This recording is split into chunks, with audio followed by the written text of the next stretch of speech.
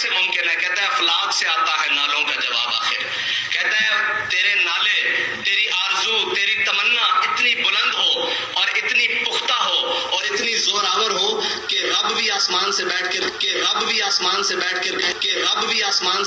کہے کہ میرا بندہ یہ جو رستے پر چل رہا ہے. میں چونکہ یہاں کھڑا ہوں علامہ خادم حسین رضوی رحمۃ اللہ علیہ کی مرقد پہ، تو وہ فرمایا کرتے تھے کہ انہیں جانا انہیں مانا. تو جب آپ نے انہیں جانا انہیں مانا کہہ دیا، پھر آپ بریلوی کو نہ مانیں، نہ پھر دیوبندی کو نہ مانیں، نہ پھر اہل حدیث کو نہ مانیں. جب انہیں جانا انہیں مانا تو پھر بات شروع بھی رسول اکرم سے ہوگی اور بات ختم بھی رسول اکرم پہ ہوگی. پھر بات شروع بھی نبی کے پہلے حضرت ابوبکر، حضرت عمر، حضرت عثمان، حضرت علی سے ہوگی، حبشے کے کالے بلال سے ہوگی، اور ختم بھی انہی لوگوں پہ ہوگی جنہوں نے حضور کو جانا اور حضور کو مانا، اور وہ صحابہ اکرام. جب تک یہ مائیں حافظ سعید جیسے ردان پیدا کریں گی، جب تک یہ مائیں حافظ سعید جیسے ردان پیدا کریں گی، جب تک یہ مائیں حافظ سعید جیسے ردان پیدا کریں گی. دیوبندی ایک ہی دادے کی اولاد ہے. اسانی جڑی پارٹی بھی بریلویوں کی پارٹی نہیں، اسانی جڑی پارٹی کسی ایک جماعت کی پارٹی نہیں، اسانی جڑی پارٹی کسی ایک فرقے کی پارٹی نہیں. آپ جو گفتگو کر رہے ہیں، آپ جو ملاقاتیں کر رہے ہیں، آپ جو میل جول رکھ رہے ہیں، یہ آپ اہل سنت کے ساتھ کیوں نہیں کرتے؟ یہ آپ اتحاد یہاں پر کیوں نہیں کرتے؟ آپ کو بد مذہب کیوں نظر آ رہے ہیں؟ آپ اہل سنت کو اکٹھا کریں، اہل سنت کے ساتھ مل کے تو پھر آگے چلیں. دیکھیے کہ کسی کے ساتھ اتحاد کی ضرورت ہی نہیں. یہی سواد اعظم ان بد مذہبوں کے لیے اور دوسرے کفار کے لیے اللہ تبارک و تعالیٰ کے مدد کے لحاظ سے رسول کریم صلی اللہ علیہ وسلم کی نظر عنایت سے یہ کافی ہو جائے گا. محتاج نظر ہے حال میرا سرکار، توجہ فرمائے سرکار، توجہ فرمائے. اب سعد حسین رضوی کے اس قول پر باقاعدہ ان کے رہنما سے گفتگو ہوئی، کیونکہ بعد میں لوگ کہتے ہیں کہ جی آپ نے تو گفتگو نہیں کی اور جو ہے ان سے گفتگو کر لینی چاہیے تھی. اب کتنے دن گزر چکے ہیں. اب یہی اقوال میں نے ان سے بھی عرض کیا جن رہنما سے ہماری گفتگو ہوئی، تو میں نے کہا کہ جو ہے وہ یہ پھر بعد میں اقوال یہ عبارتیں بنتی ہیں، پھر عبارتوں پر حکم پوچھے جاتے ہیں، اور پھر جب اکابرین کے حکم اس پر لگتے ہیں تو پھر معاملات خراب ہوتے ہیں. تو اس وجہ سے اہل سنت و جماعت کی جو یہاں پر عوام ہے ان کے سامنے جب یہ پیش کیا جائے گا کہ ان کا تو یہ قول موجود ہے کہ اقبال کے ایک شعر کی تشریح کرتے ہوئے انہوں نے کہا کہ رب بھی آسمان سے بیٹھ کر کہے. اب یہ آسمان پر بیٹھنا یہ کیا رب کے شایان شان ہے؟ تو ایسا نہیں ہے، بلکہ اعلیٰ حضرت مجدد دین و ملت الشاہ امام احمد رضا بریلوی رحمہ اللہ تعالیٰ، آپ نے تو آپ کی جنگ رہی بد مذہبوں کے ساتھ اسی جو ہے اس طرح کے لفظوں پر کہ انہوں نے کہا اللہ تبارک و تعالیٰ عرش پر بیٹھا ہوا ہے. تو اعلیٰ حضرت رحمۃ اللہ علیہ نے تو پورا رسالہ اس پر لکھا اور گاہے بگاہے فتاوی رضویہ شریف کے اندر رد کرتے رہے. میں وہ بھی آپ کے سامنے کچھ چیزیں پیش کرتا ہوں.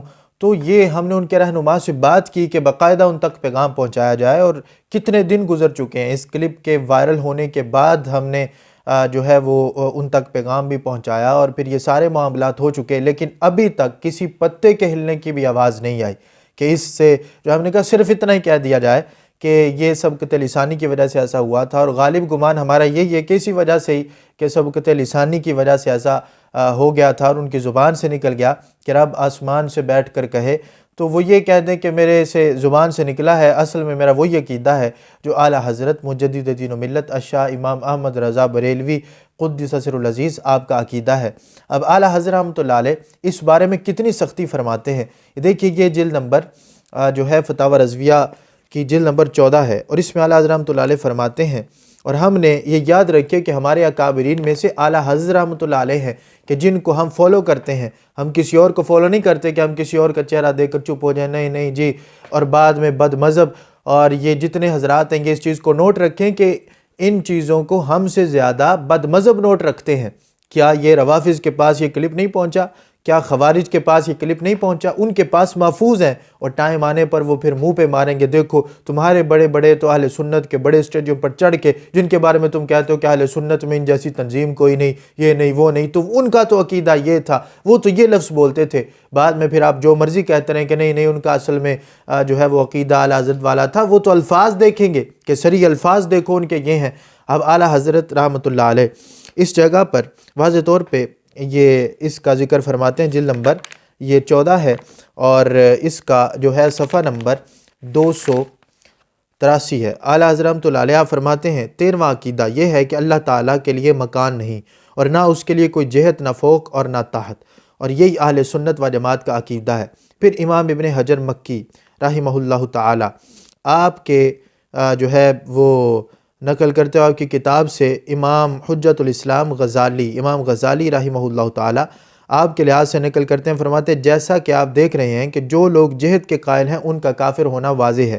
اور آگے فرماتے ہیں انہی کی کتاب کے اندر کہتے ہیں صفحہ نمبر 32 پر لکھا ہے کہ جو بندہ یہ کہے کہ اللہ تبارک و تعالیٰ آسمان میں ہے، یہ کہے عرش پر ہے، اور اس سے مراد مکان لیتا ہے، یا اس کی کوئی نیت نہیں، یا کہتا ہے کہ اللہ تعالیٰ ہم کو عرش سے دیکھتا ہے، جس طرح انہوں نے بولا کہ رب بھی آسمان سے بیٹھ کر کہے، انہوں نے کہا جی اللہ تبارک و تعالیٰ ہم کو عرش سے دیکھتا ہے، یا کہتا ہے کہ وہ آسمان میں ہے، یا اس طرح کے لفظ وہ بولتا ہے، تو یہ سارے جو ہیں وہ لکھا کہ یہ کلمات وہ ہیں جو ہمارے ائمہ کے نزدیک بالاتفاق کفر ہیں، اور اس کو جو ہے اعلیٰ حضرت رحمۃ اللہ علیہ نے 283 صفحہ پر ذکر فرمایا، اور 284 پر اعلیٰ حضرت رحمۃ اللہ نے لکھا کہ بحر الرائق میں ہے کہ اگر کسی نے کہا اللہ آسمان میں ہے، اگر تو اس نے وہ مراد لیا جو ظاہراً اخبار میں ہے تو پھر کافر نہیں، یعنی ایک جہت کو بیان کیا اور دوسری جہت کو بیان نہ کیا، یہ بیان کرنے کے اندر نفی ہوئی، تو اس صورت کے اندر وہ کافر نہیں۔ اور اگر اس نے مکان مراد لیا تو کفر ہوگا، اور اگر اس نے کوئی ارادہ نہ کیا تو اکثر کے نزدیک وہ کافر ہے، اور یہی اصح ہے اور اسی پر فتویٰ ہے، یہی صحیح ہے کہ اگر اس نے کچھ بھی مراد نہیں لیا اور پھر اگر یا اس نے جہت مراد لے لی ہے تو اس صورت کے اندر تو پھر جو ہے کفر لازم آ جائے گا۔ اب یہ جلد نمبر 14 ہے۔ اسی طرح اعلیٰ حضرت رحمۃ اللہ علیہ اسی چیز کو جلد نمبر 29 میں بیان کرتے ہوئے آپ فرماتے ہیں کہ جس بندے نے کہا کہ خدا آسمان پر جانتا ہے میرے پاس کچھ نہیں، کافر ہو گیا، اس لیے کہ اللہ تبارک و تعالیٰ مکان سے پاک ہے۔ اب اللہ تبارک و تعالیٰ کا بیٹھنا، عرش پر بیٹھنا، اس سے مکان لازم آتا ہے، پھر مکان کے علاوہ بھی اس سے جو ہے وہ جسم لازم آتا ہے۔ اب یہ دیکھیے کیا فرماتے ہیں علماء دین اس مسئلہ میں کہ جو شخص یہ کہے، 139 صفحہ پر اعلیٰ حضرت فرماتے ہیں کہ جو شخص یہ کہے، سوال پوچھا گیا کہ اللہ رب العزت عرش پر بیٹھا ہے، جس طرح انہوں نے کہا کہ رب آسمان سے بیٹھ کر یہ کہے، تو کہتے ہیں اور کہیں نہیں ہے، شرعاً اس کا حکم کیا ہے؟ کہتے ہیں جواب یہ ہے کہ اللہ عز و جل مکان و جہت و جلوس وغیرہ تمام عوارض جسم و جسمانیات و عیوب و نقائص سے پاک ہے۔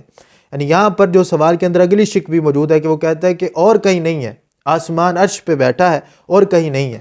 اب جو ہے یہاں پر تو اتنا ہے کہ رب آسمان سے بیٹھ کر کہے، اللہ تبارک و تعالیٰ کا آسمان پر بیٹھنا، اس سے جو ہے وہ تو ایک تو یہ کہ جہت لازم آتی ہے، دوسرا یہ کہ جسم لازم آتا ہے۔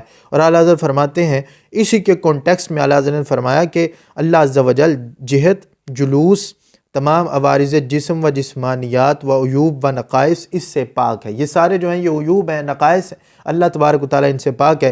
یہ لفظ کہ اس شخص نے کہا سخت گمراہی کے معنی دیتا ہے، اس پر توبہ لازم ہے، عقیدہ اپنا مطابق اہل سنت کرے، اللہ تبارک و تعالیٰ ہدایت عطا فرمائے۔ ہدایت عطا فرمانے والی اللہ تبارک و تعالیٰ کی ذات ہے۔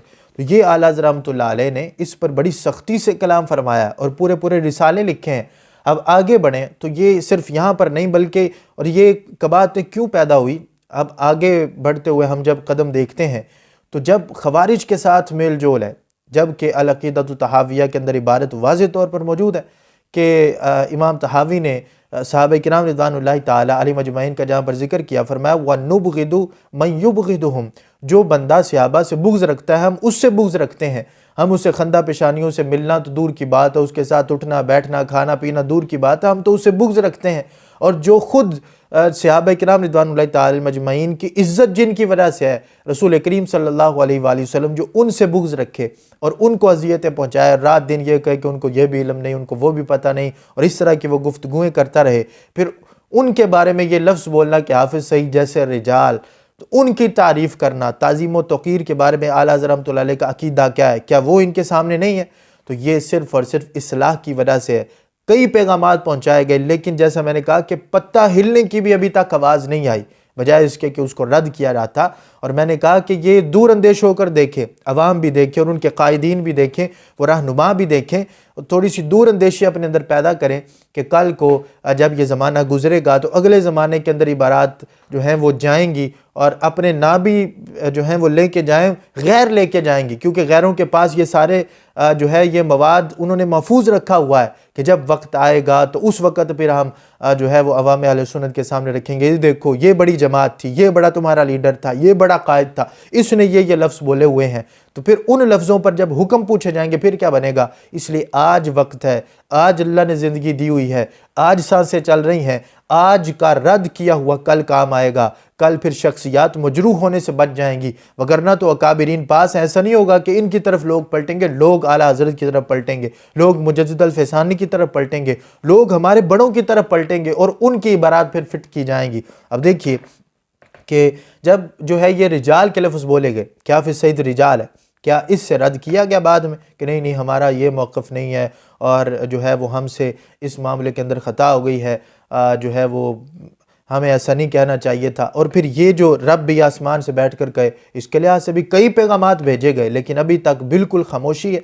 और अगर हम रद्द नहीं करेंगे तो फिर कल को अवाम अहले सुन्नत किसकी तरफ देखेंगे? अब तो ये कहा जा सकता है देखो तुम हमारे सामने ये इबारत लेके आ रहे हो, फ़लाँ आलिम का उसी ज़माने के अंदर ये रद्द मौजूद है, तो जब रद्द होगा तो फिर जो है वो अवाम अहले सुन्नत को इस तरह नहीं कहा जाएगा। तो अब देखिए कि यहाँ से फिर मसला आगे निकला कि वो इतने जरी हो गए मुलाकातों की वजह से कि उन्होंने कहा जी हमने बाबा जी के मज़ार पे हाज़िरी दी है और वो कहते थे इन्हें जाना उन्हें माना, तो इसलिए सरकार रसूल करीम सल्लल्लाहु अलैहि वसल्लम से बात शुरू होनी चाहिए, अबू बकर उमर उस्मान अली रदी अल्लाह ताला अन्हुम अजमाइन, इनसे बात जो है इन तक होनी चाहिए, इनसे शुरू होनी चाहिए, फिर ये देवबंदी ये वहाबी ये सारे छोड़ दें और इससे आगे होकर सोचें। अब असल में जो मामला था, जो आला हज़रत मुजद्दिद दीन व मिल्लत शाह इमाम अहमद रज़ा बरेलवी रहिमहुल्लाह ताला आपने जो मेहनत की थी और कुरान और हदीस की रोशनी में की थी, कोई अपने अक़वाल पेश नहीं किए थे कि अपनी मर्ज़ी से कोई अपनी ख्वाहिशात पर चलते हुए, वो भी मैं इंशाअल्लाह तबारक व तआला भी आपके सामने फ़तावा रज़विया से पेश करता हूँ। तो इतने जरी हुए कि यहाँ तक उन्होंने कहना शुरू कर दिया। मैं चूँकि यहाँ खड़ा हूँ अल्लामा ख़ादिम हुसैन रिज़वी रहमतुल्लाह अलैह की मरक़त पे, तो वो फरमाया करते थे कि उन्हें जाना उन्हें माना। तो जब आपने उन्हें जाना उन्हें माना कह दिया, फिर आप बरेलवी को ना माने, ना फिर देवबंदी को ना माने, ना फिर अहले हदीस को ना माने। जब उन्हें जाना उन्हें माना तो फिर बात शुरू भी रसूल अकरम से होगी और बात ख़त्म भी रसूल अकरम पे होगी। फिर बात शुरू भी नबी के पहले हज़रत अबू बकर, हज़रत उमर, हज़रत उस्मान, हज़रत अली से होगी, हबशे के काले बिलाल से होगी, और ख़त्म भी उन्हीं लोगों पे होगी जिन्होंने हुजूर को जाना और हुजूर को माना, और वो सहाबा इकराम। देवबंदी एक ही दादे की औलाद है और जो कोई फ़र्क तशरीहात का फुरूई तौर पर है भी सही, हजूर की इज्जत पे इकट्ठे, अबू बकर सिद्दीक की खिलाफत पे इकट्ठे, सहाबा पे इकट्ठे, अहले बैत पे इकट्ठे, इमाम अबू हनीफा पे इकट्ठे। अब वो तो जरी हुए ही थे लेकिन इधर स्टेजेस से भी इस तरह की बातें आना शुरू हो गई और यहाँ से भी जो है वो इससे बालातर होने की गुफ्तगू होनी शुरू हो गई। स्टेज इनका, बंदा इनका, जलसा इनका, ये सारे मामलात इनके, और आगे गुफ्तगू जो है वो गैरों की जा रही है। असनी जड़ी पार्टी भी बरेलियों की पार्टी नहीं, असनी जड़ी पार्टी किसी एक जमात की पार्टी नहीं, असनी जड़ी पार्टी किसी एक फिरके की पार्टी नहीं। असि अपने देवबंदियां भरावां वास्ते भी दोवें बाहां खोल के इस्तकबाल करेंगे। असि अपने देवबंदियां भरावां वास्ते भी दोवें बाहां खोल के इस्तकबाल करेंगे। जेड़ा भी खत्मे नबूवत दी ताज ते साडे नाल खड़ा, असि उसने हाजिरी बुलाना और क़यामत तक लंगर के दरवाजे उस वक्त अब क्या है इसका किसी के पास जवाब? कौन दे सकता है? क्या ये सारी चीज़ें वो महफूज नहीं कर रहे? कल जब अवाम अहले सुन्नत को मारेंगे उनके मुंह पे, ये देखो ये हैं तुम्हारे बड़े, फिर क्या बनेगा? तो इस वजह से आज अपने आप को संवारें और आज देखें। अब देखिए फ़तावा रज़विया शरीफ के अंदर आला हज़रत रहमतुल्लाह अलैह, ये इसकी जिल्द नंबर 21 है। अब इसी वजह से वो मिर्ज़ा, वो जो आज के दौर का बहुत बड़ा फितना है, जिसको अलिफ पे भी नहीं आती दीन की, वो जो है वो आला हज़रत रहमतुल्लाह अलैह को भौंकता है। क्या मजाल है उसकी और क्या औकात है उसकी? वो सिर्फ इनकी वजह से कहते देखो इनके बड़ों ने दरारें डाली हुई हैं और ये आपस में कैसे एक हो सकते हैं। देखो आज साथ रिजवी साहब वो एक होने की कोशिश कर रहे हैं, वो साथ मुलाकातें कर रहे हैं। तो जब आला हज़रत रहमतुल्लाह अलैह उन्होंने अलग किया हुआ है, इनके बड़ों ने अलग किया हुआ है, उन्होंने फतवे लगाए हैं, तो फिर बच्चे कैसे एक हो सकते हैं? आज फिर देखो इन पर फतवे लग रहे हैं। तो उसको भौंकने की जो है वो जुर्रत किसने दी? आप ऐसा ना करते। देखिए आला हज़रत रहमतुल्लाह अलैह यहाँ पर एक राफ़ज़ी के बारे में पूछा गया कि राफ़ज़ी था और फ़िरका इस्माइलिया से उसका ताल्लुक़ था, और यहाँ पर वो कहते हैं, सवाल के अंदर कहते हैं कि मदरसा इस्लामिया हनफिया उस रास्ते में आता था जहाँ से उसने गुज़रना था। तो उन्होंने उसका इस्तकबाल किया और बड़ी उसकी आओ भगत की और बड़ा जो है वो उसको हाथ डाले, ये सारा कुछ किया। تو جب پوچھا گیا کہ یہ کیا معاملہ ہے تو اعلیٰ حضرت رحمۃ اللہ علیہ فرماتے ہیں جن لوگوں نے ایسا کیا انہوں نے اپنے لیے جہنم کا سامان پورا کیا. اب جس نے بد مذہب کی توقیر کی، تعظیم کی، فرمایا انہوں نے کیا کیا ہے، اپنے لیے جہنم کا سامان پورا کیا. انہوں نے اپنی بدفعلی سے عرش الہی کو ہلا دیا، انہوں نے واحد قہار کا غضب اپنے سر لیا، انہوں نے قرآن عظیم کی تحقیر کی، انہوں نے دین اسلام کے ڈھانے پر مدد دی. اور قرآن کریم کو پیش کرتے ہوئے سورہ نمبر 11 اور 113 نمبر آیت میں فرماتے ہیں ظالموں کی طرف میل نہ کرو، ترجمہ ہے کہ تم کو دوزخ کی آگ لگے گی. ظالموں کی طرف میل نہ کرو، ان کی طرف اپنا جھکاؤ نہ کرو، ان سے میل جول نہ رکھو. کیوں؟ فرماتے ہیں تم کو دوزخ کی آگ لگے گی. اور یہ کس کانٹیکسٹ میں ذکر کیا ہے؟ یہ کانٹیکسٹ میں ذکر کیا ہے بد مذہبوں کے ساتھ اٹھنے بیٹھنے میل جول سے. فرماتے ہیں اگر تجھے شیطان بلا دے تو یاد آئے پر ظالموں کے پاس نہ بیٹھ. اگر شیطان بلا دیتا ہے تو جب یاد آ جائے تو پھر اٹھ جاؤ ان کے پاس. اگر ویسے بھول کے بیٹھ گئے ہو تو یہاں پر اللہ فرماتا ہے اگر تجھے یاد شیطان بلا دے تو یاد آئے پر ظالموں کے پاس نہ بیٹھ. اعلیٰ حضرت فرماتے ہیں مت 2 حدیثوں میں رسول اللہ صلی اللہ علیہ وسلم فرماتے ہیں جب فاسق کی مدح کی جاتی ہے، اب جب رجال اس کو بولا گیا تو کیا یہ چھوٹی بات تھی کہ سرکار کا فرمان اعلیٰ حضرت فرماتے ہیں جب فاسق کی مدح کی جاتی ہے، یہ کانٹیکس ہے بد مذہب کا، اس کے اندر اعلیٰ حضرت رحمۃ اللہ علیہ یہ حدیث لے کے آئے ہیں کہ جب اس کی مدح کی جاتی ہے رب غضب فرماتا ہے اور عرش الہی ہل جاتا ہے. عرش الہی کانپ اٹھتا ہے. اور پھر آگے حوالہ جات ذکر کیے اور پھر کہتے ہیں اس حدیث میں رسول اللہ صلی اللہ علیہ وسلم فرماتے ہیں جو کسی بد مذہب کو سلام کرے یا اس سے باکشادہ پیشانی ملے، یعنی جو ہے وہ خندہ پیشانی سے اس سے ملاقات کرے. اور یہ تو یہاں پر تو ملاقاتیں ہو رہی ہیں اور صریح طور پر ہو رہی ہیں، اور پھر صرف ملاقاتیں نہیں، ان کی توقیر کی جا رہی ہے، ان کی تعریف کی جا رہی ہے، ان کو اپنے سٹیجز پر بلایا جا رہا ہے. یہ سارے معاملات ہو رہے ہیں. تو اب یہاں پر فرماتے ہیں اور یہاں تک کہا جا رہا ہے کہ یہ تنظیم صرف جو ہے وہ بریلویوں کی تنظیم نہیں ہے، تو ان کی بھی ہے، ان کی بھی ہے، اس طرح کی عجیب سی گفتگو کی جا رہی ہے. تو اعلیٰ حضرت فرماتے ہیں کہ باکشادہ پیشانی ملے یا ایسی بات کے ساتھ اس سے پیش آئے جس میں اس کا دل خوش ہو، اس نے اس چیز کی تحقیر کی کہ جو محمد صلی اللہ علیہ وآلہ وسلم پر اتاری گئی، یعنی کلام پاک کی اس نے تحقیر کی. اور یہ اعلیٰ حضرت رحمۃ اللہ علیہ کی اپنی عبارت نہیں بلکہ آپ نقل فرما رہے ہیں، موقف ان کا اپنا ہے. اور یہ بطور دلیل کے تقویت کے کہ بد مذہب کے پاس جو اعلیٰ حضرت رحمۃ اللہ علیہ کا موقف ہے کہ ان کے ساتھ اٹھنا بیٹھنا نہیں ہے، اس کو تقویت دینے کے لیے رسول کریم صلی اللہ علیہ وآلہ وسلم کا فرمان لے کے آ رہے ہیں کہ سرکار نے ایسا فرمایا کہ جو بھی کسی بد مذہب کو سلام کرے کہ اس سے باکشادہ پیشانی ملے تو اس نے ایسی بات کے ساتھ اس سے پیش آئے جس میں اس کا دل خوش ہو، یعنی ایسی گفتگو کرے جس سے وہ خوش ہو. تو یہ ان کی خوشی کے لیے ایسا کچھ کیا جا رہا ہے، وگرنہ تو اور کیا بات ہے. تو کہا جی اس نے اس چیز کی تحقیر کی جو محمد صلی اللہ علیہ وآلہ وسلم پر اتاری گئی، معاذ اللہ. قرآن آگے فرماتے ہیں 6 حدیثوں میں ہے جس نے کسی بد مذہب کی توقیر کی اس نے دین کے ڈھانے پر مدد دی، دین کو ڈھانے میں مدد دی. اب یہاں پر توقیر اور تعظیم کے لفظ بولے جا رہے ہیں، رجال کہا جا رہا ہے ان کو جن کے ساتھ ساری زندگی سٹیجز پر. کیا وہاں پر خادم حسین رضوی صاحب موجود نہیں تھے کہ جس سٹیج پر اس کو جو ہے وہ حافظ سعید کو باقاعدہ مناظرے کے چیلنجز کیے جا رہے تھے، اور خادم حسین رضوی رحمہ اللہ ان کے الفاظ کیا ہیں اس کے بارے میں؟ کیا یہ ساری چیزیں آن دی ریکارڈ موجود نہیں ہیں؟ اور پھر اس کو رجال کہا گیا اور وہ سارے معاملات. تو یہ کیوں ہیں؟ اس سے جو ہے وہ آج اپنے آپ کو بچانا ہوگا. اور اعلیٰ حضرت رحمۃ اللہ علیہ اسی کانٹیکسٹ میں آگے جا کے فرماتے ہیں اگر ایسا ہو جائے اب یہ ان کے لیے اب کیا کرنا ہے، ایسا ہو گیا اب کیا کرنا ہے. تو اعلیٰ حضرت فرماتے ہیں اگر ایسا ہو جائے تو 2 حدیثوں میں کہ رسول اللہ صلی اللہ علیہ وسلم فرماتے ہیں جب تو کوئی گناہ کرے تو فوراً توبہ کر، پوشیدہ کی پوشیدہ اور اعلانیہ کی اعلانیہ. اس کو اسی کانٹیکسٹ میں لے کے آئے کہ اگر ان سے ایسا ہو گیا ہے اب یہ ہے کہ اس کی فوراً توبہ کریں، پوشیدہ کی پوشیدہ اور اعلانیہ کی اعلانیہ اس کی توبہ کریں. اب یہ فتاوی رضویہ جلد نمبر 15 ہے، اس کے اندر اعلیٰ حضرت قدس سر العزیز آپ کیا فرماتے ہیں؟ دیکھیے جلد نمبر 15 صفحہ نمبر اس کا 104، 5 اور 6 ہے. اس کے اندر فرماتے ہیں کہ وہی کہ اگر تجھے شیطان بلا دے تو یاد آئے پر جو ہے وہ ظالموں کے پاس نہ بیٹھ. اس آیت کے حکم میں ہر کافر و مبتدع اور فاسق داخل ہے، ان میں سے کسی کے پاس بیٹھنے کی اجازت نہیں.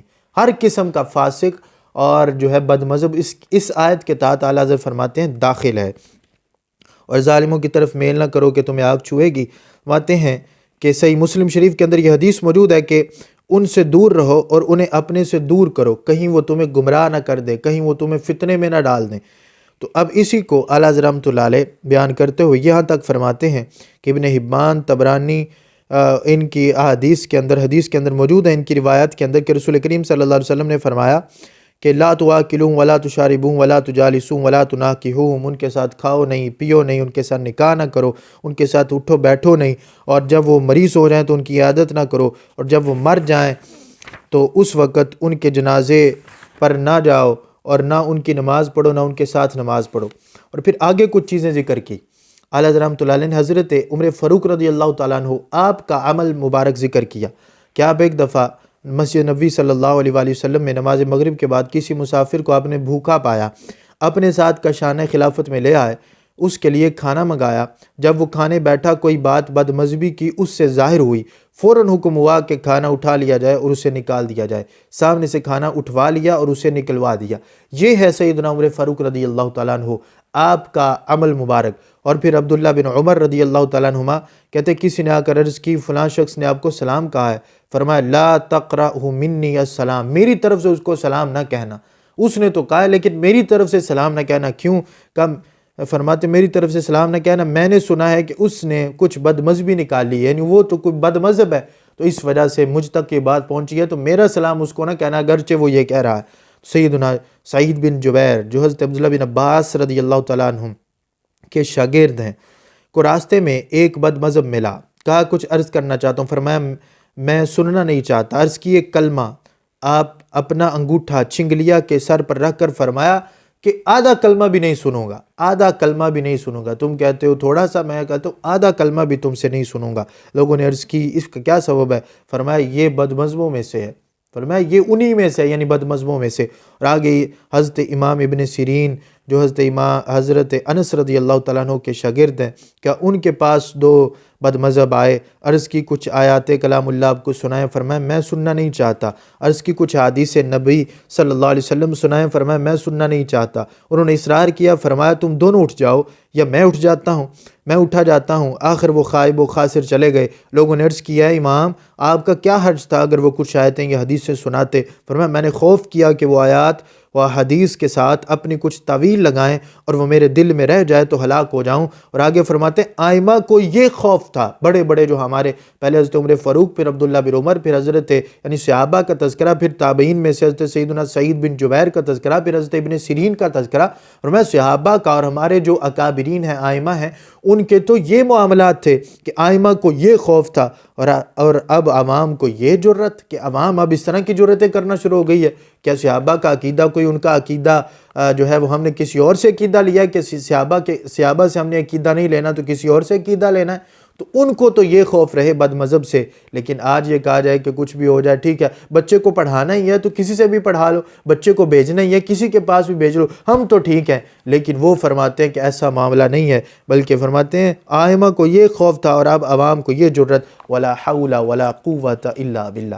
یہ ہے اعلیٰ حضرت قدس سر العزیز کی تعلیمات، اور اپنی بات نہیں، قرآن، حدیث، صحابہ کے فرمان، تابعین کے فرمان، اور ان کے جو ہے وہ عمل ذکر کر کے اعلیٰ حضرت رحمۃ اللہ علیہ نے اس بات کو ثابت کیا کہ بد مذہب کے پاس ہرگز بھی بیٹھا نہیں جائے گا، اگر اس سے بد مذہبی ظاہر ہے تو اس وجہ سے ان کی بد مذہبیاں تو عیاں ہیں جن کے ساتھ یہ اٹھتے بیٹھتے اور جن کی تعریفات یہ کر رہے ہیں۔ تو اس لیے اپنے قبلے کو آج سیدھا کریں کہ کل عوام اہل سنت کو دشواری ہوگی، اور جس دلدل میں یہ پھنس رہے ہیں اس دلدل سے پھر نکلنا مشکل ہو جائے گا۔ اللہ تبارک و تعالی ہم سب کو عمل کی توفیق عطا فرمائے۔ میں پھر آخر میں یہ کہنا چاہتا ہوں کہ پیغامات بھجوائے گئے، لیکن جب اس طرح کا معاملہ نہیں ہوگا تو چونکہ ہم بیٹھے ہیں اور ہم نے رد کرنا ہے، اور رد اس وجہ سے کرنا ہے کہ کل کو اہل سنت جو ہے وہ محفوظ رہیں، اور ان کی وجہ سے اہل سنت پر حرف اور اہل سنت پر ضربیں نہ لگائی جائیں، دیکھو یہ تو بڑے سٹیجز تھے، یہ بڑے قائد تھے، یہ بڑے تھے، یہ بڑے تھے، اور بڑے بڑے کہہ کر وہ آگے کیا معاملات ہو جائیں۔ اور ان کو بھی ہمارا یہ پیغام ہے، اگر آپ کے پاس کوئی عوام ہے اور آپ کے پاس بڑے سٹیجز موجود ہیں تو اللہ تبارک و تعالیٰ اہل سنت کے لحاظ سے اور ترقیاں عطا فرمائے، لیکن ذرا اس کو دیکھیں کہ آپ کے پاس سٹیجز موجود، عوام موجود ہے، لیکن آپ جو گفتگو کر رہے ہیں، آپ جو ملاقاتیں کر رہے ہیں، آپ جو میل جول رکھ رہے ہیں، یہ آپ اہل سنت کے ساتھ کیوں نہیں کرتے؟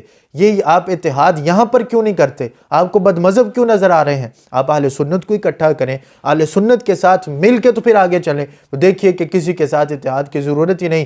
یہی سواد اعظم ان بد مذہبوں کے لیے اور دوسرے کفار کے لیے اللہ تبارک و تعالیٰ کے مدد کے لحاظ سے اور رسول کریم صلی اللہ علیہ وسلم کی نظر عنایت سے یہ کافی ہو جائے گا۔ آپ جو گفتگو کر رہے ہیں، آپ جو ملاقاتیں کر رہے ہیں، آپ جو میل جول رکھ رہے ہیں، یہی آپ اہل سنت کے ساتھ کیوں نہیں کرتے؟ یہی آپ اتحاد یہاں پر کیوں نہیں کرتے؟ آپ کو بد مذہب کیوں نظر آ رہے ہیں؟ آپ اہل سنت کو اکٹھا کریں، اہل سنت کے ساتھ مل کے تو پھر آگے چلیں۔ تو دیکھیے کہ کسی کے ساتھ اتحاد کی ضرورت ہی نہیں۔ یہی سواد اعظم ان بد مذہبوں کے لیے اور دوسرے کفار کے لیے اللہ تبارک و تعالیٰ کے مدد کے لحاظ سے اور رسول کریم صلی اللہ علیہ وسلم کی نظر عنایت سے یہ کافی ہو جائے گا، اور یہی جو ہے وہ انشاءاللہ تبارک و تعالیٰ اسلام کا قلعہ بن کے تو جو ہے اسلام کا قلعہ ثابت ہوگا۔ اللہ تبارک و تعالیٰ ہم سب کو ہدایت عطا فرمائے، سمجھنے کی توفیق عطا فرمائے۔ وما علینا الا البلاغ المبین۔